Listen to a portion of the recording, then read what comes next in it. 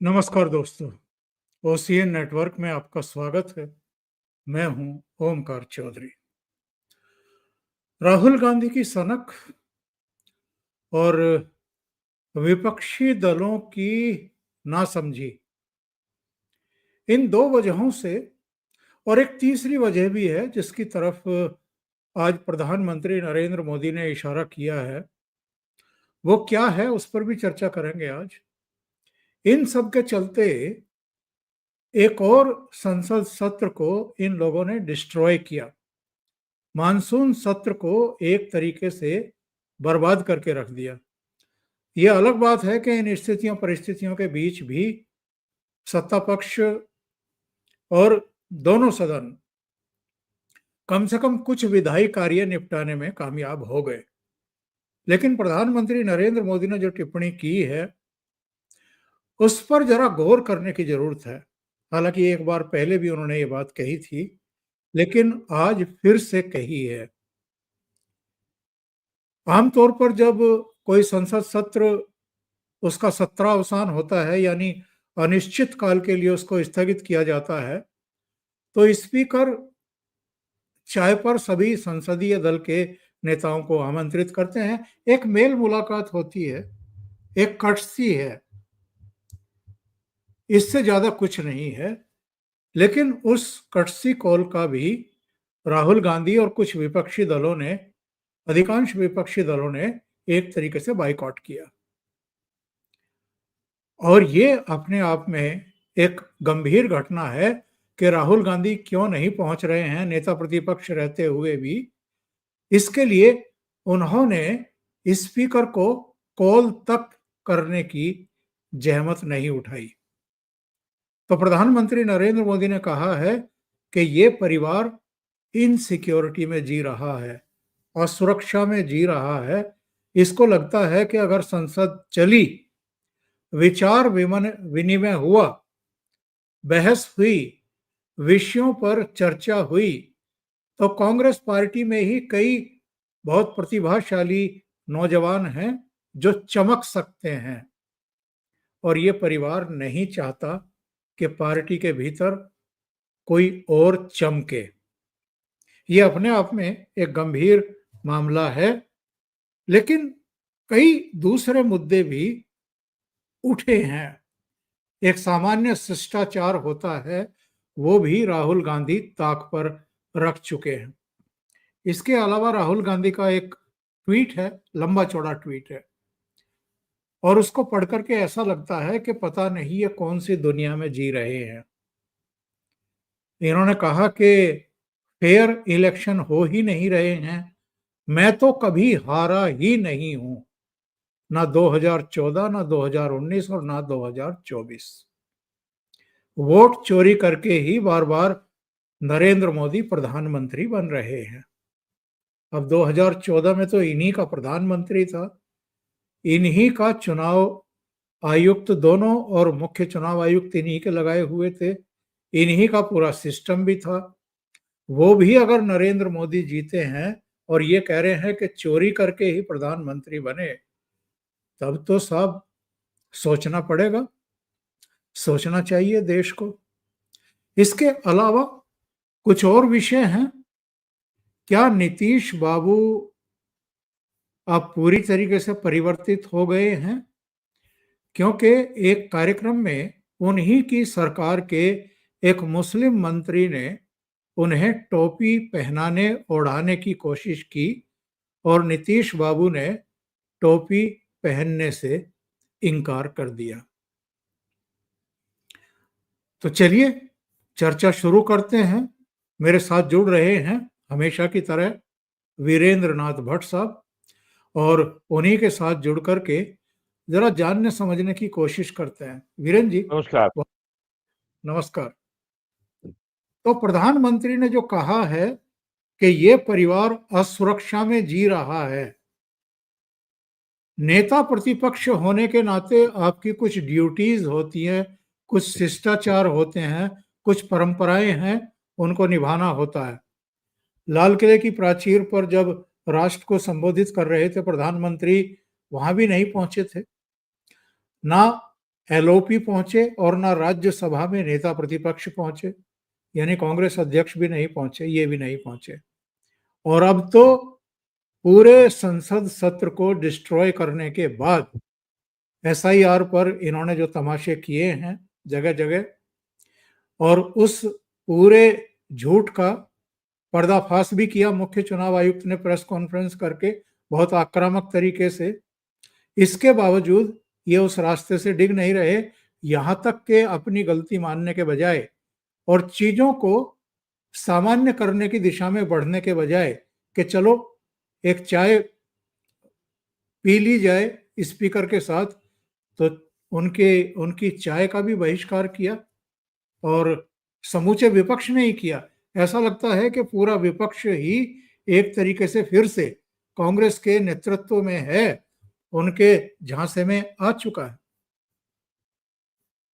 लोकतांत्रिक व्यवस्था में और खास करके भारत में, मैं डेमोक्रेसी नहीं कह रहा हूँ, डेमोक्रेसी जो हमारी है ये तो हमने ब्रिटेन से, Westminster form of parliamentary democracy, जो भारत का प्राचीन लोकतंत्र है, जो भारत की राज व्यवस्था है, प्राचीन है और वो आज भी चल रही है, कम से कम लोगों के मन में और उनके आचरण में। लोकतांत्रिक व्यवस्था में सबसे पहला जो अपेक्षा की जाती है, जो जनप्रतिनिधि हैं और नेता हैं, कि एक भावना विनम्रता की होगी और वो कुछ मर्यादाओं का पालन करेंगे, वो किसी पक्ष में रहें। भारतीय जनता पार्टी ने, मैं ये कहूँगा बिना किसी हिचक के, सदैव किया है, चाहे अटल बिहारी वाजपेयी लीडर अपोजिशन थे या सुषमा स्वराज थी या अन्य नेता भी रहे। बीजेपी ने अपोजिशन में रह करके कभी भी इस तरह का हंगामा नहीं किया। एक बार किया था बहुत बड़ा, वो 2012 में जब दिल्ली में निर्भया कांड हुआ था, एक बहुत ही दुखद घटना हुई थी, रेप की, और उसमें हत्या भी हो गई थी। तो राहुल गांधी और सोनिया गांधी ने हमेशा जो उनका जो सेंस ऑफ एंटाइटलमेंट है कि हमारा तो अधिकार है सत्ता में रहने का, तो उनके सेंस ऑफ एंटाइटलमेंट और राहुल गांधी के की जो कार्यशैली है, सार्वजनिक जीवन में जो उनका आचरण है, वो चाहे मनमोहन सिंह जब प्राइम मिनिस्टर थे, बिना समय लिए जब चाहे वो पीएम हाउस में पहुंच गए और पीएम जो है हाथ बांधे खड़े हुए हैं, हाथ जोड़े हुए कि साहब राहुल राजनेता आए हैं।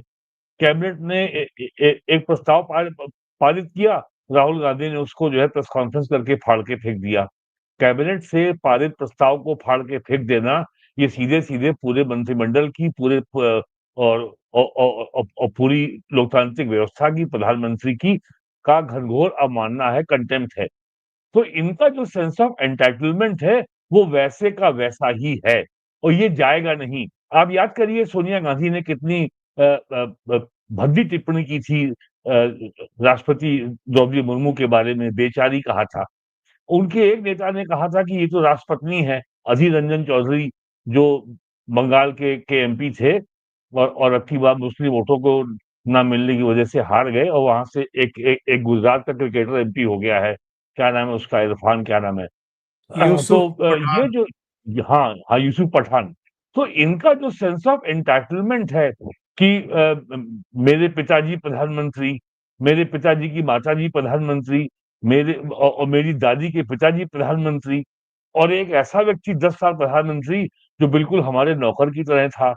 तो ये इनका जन्म भी प्राइम मिनिस्टर हाउस में हुआ जब इंदिरा गांधी प्राइम मिनिस्टर थी।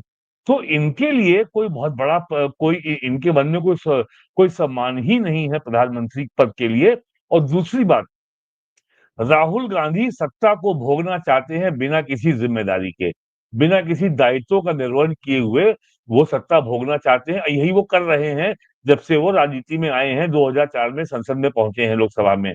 तो आज जो प्राइम मिनिस्टर की जो टिप्पणी इनके ऊपर है, ये केवल इनका जो सेंस ऑफ एंटाइटलमेंट है कि सत्ता में रहना, प्राइम मिनिस्टर बनना तो उनका अधिकार है, ये केवल प्राइम मिनिस्टर ने उसी की ओर जो है इशारा किया है और ये जाने वाला नहीं है। जहां तक आती है सदन की बात की, हाउस जो है बमुश्किल उसने 31% बिजनेस किया है, जो उसका आउटपुट है, और 39% राज्यसभा का है।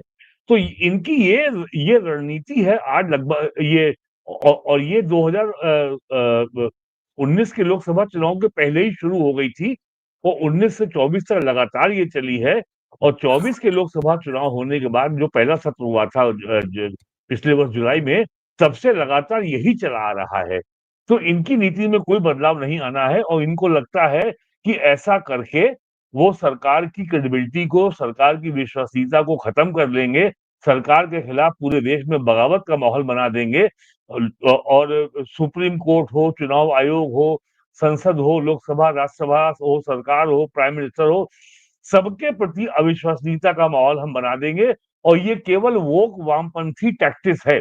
कैसे एक निर्वाचित सरकार को अस्थिर किया जाए, ये सारे फार्मूले जो है अमेरिकन इंटेलिजेंस एजेंसी जो जिस-जिस देशों की सरकार को उनको अस्थिर करना होता है, वो ये फार्मूले अपनाते हैं। ये उन्होंने अफ्रीका में किया है, एशिया में किया है, वेस्ट एशिया में किया है, हमारे बगल में पाकिस्तान में किया है, हमारे बगल में बांग्लादेश में किया है। अभी 1 साल पहले इसी तरीके से शेख हसीना वाजिद को भी जो है सत्ता से हटाया गया। लेकिन बांग्लादेश और पाकिस्तान बहुत छोटे देश हैं। वहाँ पे एक मुद्दे पे आप किसी देश को माहौल को खराब कर सकते हैं और एक छोटा-सा मुद्दा राष्ट्रीय मुद्दा बन सकता है। भारत इतना विशाल देश है, इतना बहुभाषी है, इतना बहुसंस्कृति देश है। संस्कृति हमारी जो है एक ही है, लेकिन उसकी अभिव्यक्ति भिन्न-भिन्न भाषाओं में है। वो तमिल है, वो तेलुगु है, कन्नड़ है, मलयाली है, मराठी है, गुजराती है, बंगाली है, पंजाबी है और हिंदी है और असमिया है और मैं तो कहूँगा कश्मीरी भी है और और अगर उत्तर प्रदेश और राजस्थान और मध्य प्रदेश को लें तो वो जो है ब्रज है, मालवी है और और अगर बिहार, झारखंड को लें तो भोजपुरी है। संस्कृति का जो मूल ढाँचा एक ही है। तो भारत में जो ये जो स्पेशल इंटेंसिव रिवीजन को लेकर के ये जो शोर मचा रहे हैं, इसको लेकर के तो बिहार में कोई लहर नहीं उठ रही। तो देश के तो बिहार के बाहर क्या होगा? इनका तर्क ये है कि सरकार अगर चाहती तो जो बिहार में स्पेशल इंटेंसिव रिवीजन हो रहा है, उस पे चर्चा करके सरकार सदन का माहौल सामान्य कर सकती थी और सदन को चलाना सरकार की ज़िम्मेदारी है, विपक्ष की नहीं है। मुझे भी विधानसभा कवर करते 40 साल हो गए और ये अपोज़िशन की हमेशा की रणनीति रही है कि जब सदन का सत्र प्रारंभ होता है, तो प्रारंभ होता है प्रश्न प्रहर से। और इनकी मांग ये होती है कि सदन की सामान्य कार्रवाई को निलंबित करके अविलंबनीय लोक महत्व का मामला है, पहले चर्चा इस पे करा ली जाए। पिछले 70 साल का इतिहास है, कभी भी लोकसभा अध्यक्ष ने या विधानसभा अध्यक्ष ने इसकी अनुमति कभी नहीं दी है। और सत्ता पक्ष का और सदन के अध्यक्ष का जो जो सदन की नियमावली है, जो रूल्स हैं, उनका कहना है कि प्रश्नकाल हो जाए, उसके बाद शून्य प्रहर में या ज़ीरो आवर में जो भी आप नोटिस देंगे, हम सबको सुनेंगे। लेकिन अपोज़िशन का स्टेट असेंबली हो या पार्लियामेंट हो, हमेशा ये स्टैंड रहता है कि नहीं आप अभी सुनिए, फिर शोर-शराबा होता है। फिर ये सदन के वेल में आते हैं, वो कार्रवाई स्थगित हो जाती है, कार्रवाई एडजर्न हो जाती है।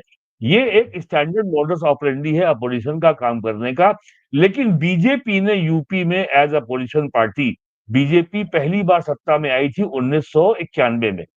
उसके बाद 1998 में सरकार बन गई बीजेपी की, कल्याण सिंह मुखर्जी बने, रामप्रकाश गुप्ता बने, राजनाथ सिंह बने, लेकिन उसमें बीजेपी का बहुमत नहीं था। उसमें जो कांग्रेस और बहुजन समाज पार्टी से जो धड़ा अलग हुआ था, उसके समर्थन से बनी।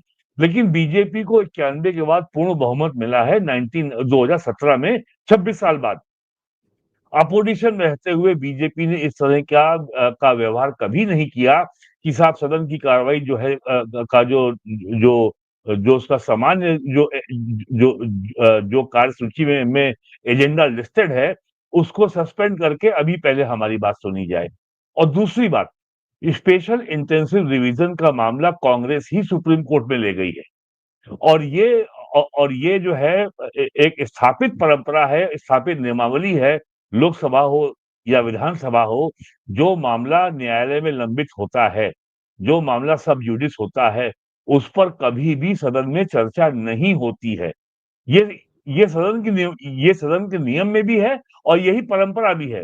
और लोगों को ये जानना चाहिए कि लोकतांत्रिक व्यवस्था में जो संसद होती है या विधानसभा होती है, वो नियमों के अलावा परंपरा से भी चलती है कि साहब ये स्थापित परंपरा है, ये कन्वेंशन है, इसके अनुसार हम काम करेंगे और ये लगभग हर राज्य विधानसभा में है और यही लोकसभा में भी है और राज्यसभा में भी है।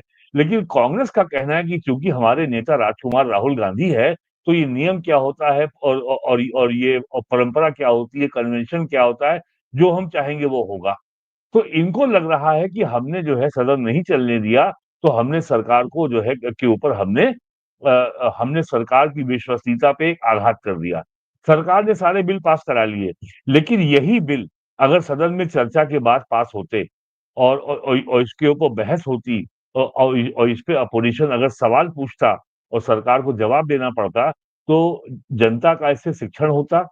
क्योंकि ये कोई भी सरकार हो, जो भी कानून बनाती है, वो केवल व्यापक जगह पे बनाती है। इनकम टैक्स एक्ट आज 70 साल बाद अमेंड हो रहा है। ये पार्लियामेंट्री कमेटी के पास गया था, पार्लियामेंट्री कमेटी के से वापस आया, फिर उसको भेजा गया, फिर इसमें अमेंडमेंट किया गया, तब जाके वो बिल पास हुआ।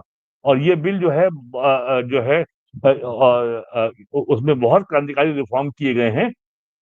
उसमें तमाम किस्म के जो है जो जो कागजी कार्रवाई है, जो बर्डन है और जो जो जटिलताएँ सबको हटाया गया है। कहीं चर्चा नहीं हुई। तो एक तरीके से अपोजिशन ने सरकार का काम आसान कर दिया। दूसरी तरफ अगर देखें तो सरकार को अपना जो परफॉर्मेंस है, जो उन्होंने अपना काम किया है, उसका ब्यौरा सरकार को जनता के सामने रखने का अवसर नहीं मिला। 2 बातें हैं ये। तो ये जो है अब राहुल गांधी या अपोजिशन या कांग्रेस कुछ भी कहे, स्पेशल इंटेंसिव रिवीजन का मामला अभी भी सुप्रीम कोर्ट में पेंडिंग है। तो उस पे चर्चा और अगर इसके ऊपर अंतिम निर्णय नहीं आएगा, तो चर्चा नहीं होगी। आपको याद होगा अप्रैल में इस इनका साल सुप्रीम कोर्ट से वीरेंद्र जी, वक्फ बिल पास हुआ है। जी, वक्फ बिल अभी वीरेंद्र पास जी, हुआ है। तो जी हाँ, जी हाँ। वक्फ सुप्रीम कोर्ट में लगभग तय हो गया है। उसकी इन्होंने बात नहीं की। जी। इनका एक ट्वीट देखते हैं और जरा वो कितना सही है या कितना गलत है, पता नहीं कौन सी दुनिया में जी रहे हैं, दर्शक भी देखें। इन्होंने लिखा है, भारत के प्रिय मतदाताओं, मैं आप सभी से एक सीधा सवाल पूछना चाहता हूं। जो सरकार वोट चोरी से बनी हो, क्या उसका इरादा कभी जनसेवा का हो सकता है? नहीं ना। उन्हें आपके वोट की जरूरत ही नहीं, इसलिए आपकी समस्याओं की परवाह भी नहीं। आज की स्थिति आपके सामने है। ये इनकी दृष्टि में क्या स्थिति है आज? ये कह रहे हैं रिकॉर्ड तोड़ बेरोजगारी के कारण युवाओं के भविष्य बर्बाद हो रहे हैं। सरकार पूंजीपतियों के खजाने भरती रही।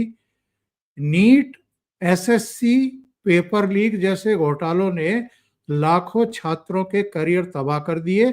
सरकार ने मुंह ही फेर लिया। फिर लिखते हैं, महंगाई आसमान छू रही है, जिससे आम आदमी का जीना दूभर हो गया है, मगर सरकार टैक्स बढ़ाती गई। फिर लिखते हैं, रेल हादसों, सड़कों, पुलों जैसी बुनियादी ढांचों के टूटने में सैकड़ों निर्दोष लोगों की असमय मृत्यु हुई, मगर सरकार ने जवाबदेही तक तय नहीं की। आगे लिखते हैं, पहलगाम से लेकर मणिपुर तक आतंक और हिंसा की घटनाएं हुई, सैकड़ों लोग मरे, सरकार ने जिम्मेदारी तक नहीं ली। फिर कह रहे हैं, नोटबंदी, कोरोना और किसान आंदोलन में लाखों लोगों की जान गई, प्रधानमंत्री ने हुँ, सहायता हुँ, तो हुँ। दूर, संवेदना तक नहीं दिखाई। क्यों? क्योंकि ये सरकार आपकी चुनी हुई नहीं, वोट चोरी से बनी है। आप जिए मरे तड़पते रहें, इन्हें कोई फर्क नहीं पड़ता। इन्हें भरोसा है कि जनता वोट दे ना दे, वो चोरी से फिर सत्ता में आ ही जाएंगे। साफ सुथरी वोटर लिस्ट स्वतंत्र और निष्पक्ष चुनाव की बुनियाद है। अपने मताधिकार को यूं जाने मत दीजिए, क्योंकि आपके सारे अधिकार इसी बुनियाद पर टिके हैं। अपनी सरकार चुनिए जो सचमुच आपकी हो, आपकी जिम्मेदारी उठाए और आपके प्रति जवाबदेह हो। भारत माता और देश के संविधान की रक्षा अपने वोट से कीजिए।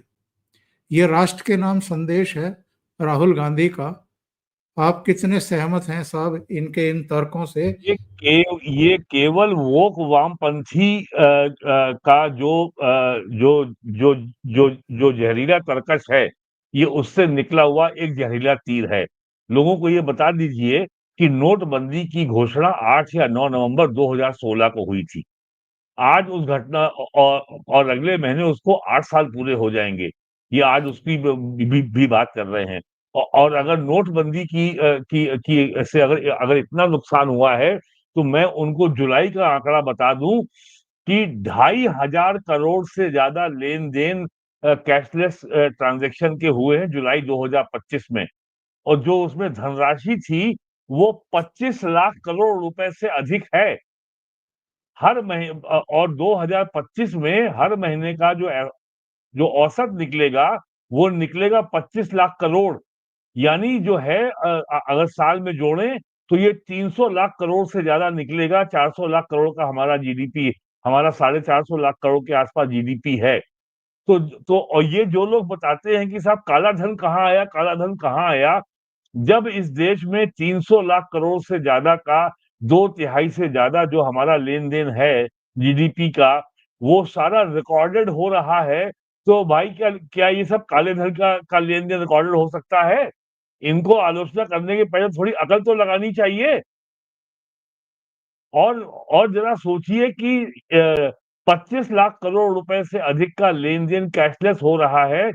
इससे बैंकों का खर्चा कितना कम हुआ। हर साल आरबीआई 35,000 करोड़ रुपए से ज्यादा केवल खर्चा करती थी नए करेंसी नोट छापने में। और उसके अलावा महाराष्ट्र से और बंगाल से उन करेंसी नोटों को छाप करके सिक्योरिटी के ट्रक में स्टेट बैंक ऑफ इंडिया की चेस्ट में भेजने का अरबों रुपए का खर्चा अलग। वो कितना कम हुआ। एटीएम नए खुलना बंद हो गए। एटीएम के में तो ये हालत थी कि बैंकों को रोज पैसा डालना पड़ता था। आज क्या स्थिति है? तो और दुनिया में जितने कैशलेस ट्रांजैक्शन होते हैं एक दिन में, एक महीने में, एक साल में, उसके आधे से ज्यादा केवल भारत में होते हैं। और कैशलेस ट्रांजैक्शन में दुनिया आज में पूरे विश्व में भारत नंबर 1 पर है। और किसान आंदोलन कब हुआ था? 2020-21 में। उसको 4 साल हो गए। उसके बाद यूपी विधानसभा का चुनाव भी हो गया। उसके बाद लोकसभा का चुनाव भी हो गया। महंगाई 1947 से लेकर के आज 2025 में 78 सालों में लोवेस्ट है, बिलो 2% है। और केवल और इतनी कम महंगाई केवल जब इमरजेंसी लगी थी 1975 25 जून से जनवरी 1977 के बीच में, तब सरकार ने लाठी चला के डंडा मार के महंगाई कम कराई थी। लेकिन अब जो है ये पहली बार है कि सरकार का जो आर्थिक व्यवस्था का जो मैनेजमेंट है, जो इकोनॉमिक मैनेजमेंट है, उसके चलते महंगाई लोवेस्ट है। और उसके बावजूद भी सरकार चाहती है कि महंगाई ना बढ़े, तो आरबीआई इंटरेस्ट रेट घटा नहीं रहा है। और एक लाइन में कहूं तो भारत के इतिहास में इतनी ज्यादा मैक्रो इकोनॉमिक स्टेबिलिटी कभी नहीं थी। मैक्रो इकोनॉमिक स्टेबिलिटी का मतलब है सरकार का बजट घाटा कंट्रोल में है, आयात निर्यात यानी करंट अकाउंट डेफिसिट कंट्रोल में है, इन्फ्लेशन कंट्रोल में है, करेंसी स्टेबल है। और जो क्रेडिट का ऑफ टेक है वो भी शानदार हो रहा है। आज की तारीख में जो बैंकों ने टोटल लोन दे रखा है हाउसिंग के लिए, वो 70 लाख करोड़ रुपए से ऊपर है। जो टोटल एसेट अंडर मैनेजमेंट जो म्यूचुअल फंड के पास है वो 70 लाख करोड़ पहुंच रहा है। अकेले एलआईसी का जो एसेट अंडर मैनेजमेंट है वो भी 70 लाख करोड़ है। ये सारा पैसा आम आदमी का है। तो और 15 से 16 हजार करोड़ रुपया म्यूचुअल फंड का हर महीने जा रहा है बॉम्बे स्टॉक एक्सचेंज में। और उसमें पैसा देने वाले 14 करोड़ लोग हैं। वो 100 रुपए, 500 रुपए, 1000 रुपए, 2000 रुपए, 5000 रुपए महीने देते हैं। ये सारा डाटा नेट पे कंफर्म किया जा सकता है, वेरीफाई किया जा सकता है। ये राहुल गांधी किस जमाने की ट्वीट लिख रहे हैं कि महंगाई अपने चरम पे है? महंगाई तो लोवेस्ट है इतिहास में। बिल्कुल, और 2% के आसपास है। नीचे है। और एक बात मैं और जोड़ दूं, पिछले साल भारत में जितना यूरिया उपलब्ध था, यूपी की बात मैं केवल कर रहा हूं कि आज उससे 30% ज्यादा यूरिया बढ़ चुका है। उसके बावजूद यूरिया की कमी है, जगह जगह किसानों की भीड़ लगी हुई है, प्रदर्शन हो रहे हैं। उसकी वजह केवल ये है कि अब की बार मानसून जल्दी आ गया, इसलिए धान का जो जो बुवाई क्षेत्र है वो 15 से 20% बढ़ गया, और इसलिए जो है यूरिया की खपत बढ़ गई। तो और पिछले साल की तुलना में ज्यादा यूरिया होने के बावजूद अभी भी यूरिया की कमी है, और ये बात सही है, यूरिया की कमी है। और अभी भी किसान जो है परेशान घूम रहा है, उसको यूरिया जितनी आवश्यकता है उतनी नहीं मिली है। तो ये ट्विटर केवल जो है आग लगाने के लिए, और राहुल गांधी पहले बोल चुके हैं कि केरोसिन छिड़का हुआ है, तो ये केरोसिन छिड़कने का ट्वीट है और कुछ नहीं है।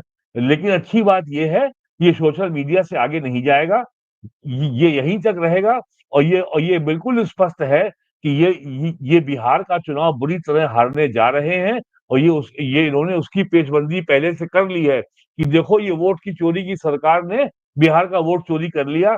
बिहार में इनकी बात को सुनने वाला कोई नहीं है, इसलिए ये जो इनका ट्वीट आया है ये केवल इनकी हताशा की पराकाष्ठा है और कुछ नहीं इसके अलावा।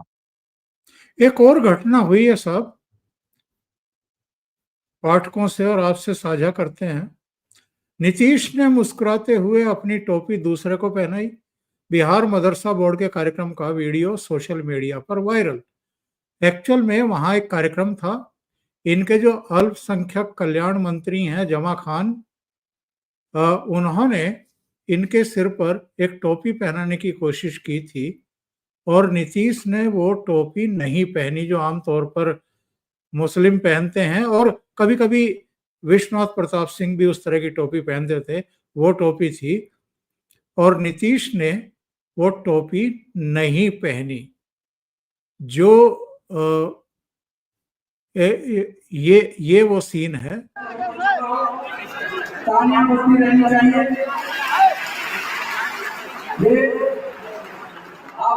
उल्टे उन्होंने उन्हीं के सिर पर वो टोपी रख दी। क्या अर्थ निकाला जाए इसका? इसका अर्थ बहुत स्पष्ट है। जब लोकसभा में वक्फ बिल आया था, तब जो आपका जिहादी इस्लामी संगठन है, जो दारुल उलूम देवबंदी की जो आक्रामक कट्टर विचारधारा से चलता है, जमाते जमीयत। उलमा हिंद मौल हम्म। हाँ हाँ, जमीयत उलमा हिंद मदनी वाला, इन्होंने ये धमकी दी थी नीतीश कुमार को कि आप इस बिल का समर्थन ना करें, वरना मुसलमान आपको समर्थन नहीं देंगे। और इसी तरीके से इन्होंने ब्लैकमेल करने का प्रयास किया था चंद्रबाबू नायडू, जो तेलुगु देशम पार्टी के अध्यक्ष हैं और आंध्र प्रदेश के मुख्यमंत्री हैं। लेकिन नीतीश कुमार के ऊपर इसका कोई असर नहीं हुआ था, और जेडीयू ने और टीडीपी ने लोकसभा में, राज्यसभा में वक्फ बिल का समर्थन किया था। नीतीश कुमार ने आज ये दिखा दिया है कि ये उन्होंने वक्फ बिल पे दिखाया था, और आज भी दिखा दिया है कि इस्लामिक वीटो से उनकी पार्टी मुक्त है। हर भारत में हर जाति, हर मजहब के व्यक्ति का स्वागत है। भारत के संविधान में सबको बराबर के अधिकार मिले हैं। मुसलमानों को या माइनॉरिटीज को कुछ ज्यादा मिले हैं, फिर भी मुसलमानों का ये भ्रम नहीं होना चाहिए कि that they are more more equal than others. आपको कुछ सेफगार्ड्स कॉन्स्टिट्यूशन में हैं कि आपको अपने मजहब के संरक्षण के, प्रचार के, प्रसार के करने का अधिकार है, आपको शिक्षण संस्थाएं खोलने का अधिकार है, और आपके जो जो मजहबी आइडेंटिटी है उसको प्रोटेक्शन के भी सेफगार्ड्स हैं, आर्टिकल 25 से लेकर आर्टिकल 30 के बीच में। लेकिन इसका मतलब ये नहीं है कि आप अन्य वर्गों की तुलना में आपको डिस्प्रपोर्शनेट अधिकार मिल जाते हैं। और नीतीश कुमार ने केवल इसी को दिखाया है।